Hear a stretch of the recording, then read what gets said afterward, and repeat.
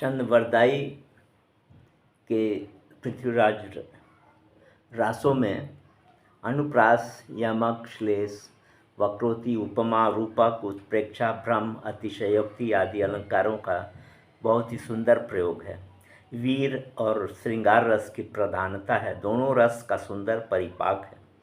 वीर रस का एक उदाहरण जिसमें ओजस्विता फड़कती है। बजय घोर निशान रान चौहान यहूँ दिसी, सकल सूर सामंत समर बल जंत्र मंत्र तिसी, उठी राज पृथ्वी राज बाग लग वीर नट, कढ़त वेग मनोवेग लगत बीज झट घट। पद्मावती का सौंदर्य चित्रण।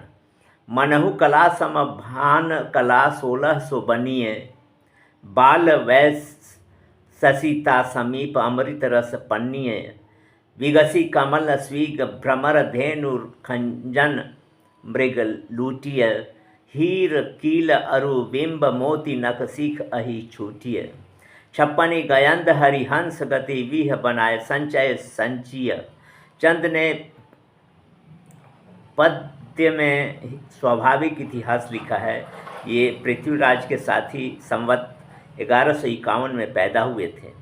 इनका जन्म लाहौर में हुआ था। ये भट्ट ब्राह्मण थे। चंद्र पृथ्वीराज के राजकवि ही नहीं अपितु मित्र एवं सलाहकार भी थे।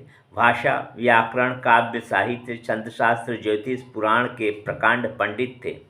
सभा में, युद्ध में, आखेट में, यात्रा में ये हमेशा महाराज के साथ रहा करते थे। जब शहाबुद्दीन गोरी पृथ्वीराज को पकड़कर गजनी ले गया, तब चंद्रवरदाई भी वहां पहुंचे और जाते समय अपने प्रिय पुत्र जलहन को अपनी पुस्तक पृथ्वीराज रासों को पूरा करने के लिए दे गए। जिस प्रकार कादंबरी को वाणभट्ट के पुत्र ने पूर्ण किया था, वैसे ही चंद्रवरदाई ने अपने प्रिय पुत्र जलहन को जो पुस्तक पूर्णता के लिए दिया, उसने भी इस महाकाव्य को पूर्ण किया। रासों में इसका उल्लेख इस प्रकार है। पुस्तक जलहन हथ दई चली गज्जन नृपकाज। गजनी की भरी सभा में कौतुक के वातावरण में ये बादशाह से मिले और पृथ्वीराज के शब्द भेदी वाण चलाने की कुशलता की प्रशंसा की।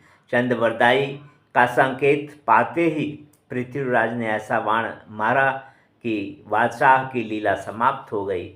उसके बाद चंद्रवरदाई ने म्यान से कटार निकालकर अपना जीवन समाप्त कर दिया।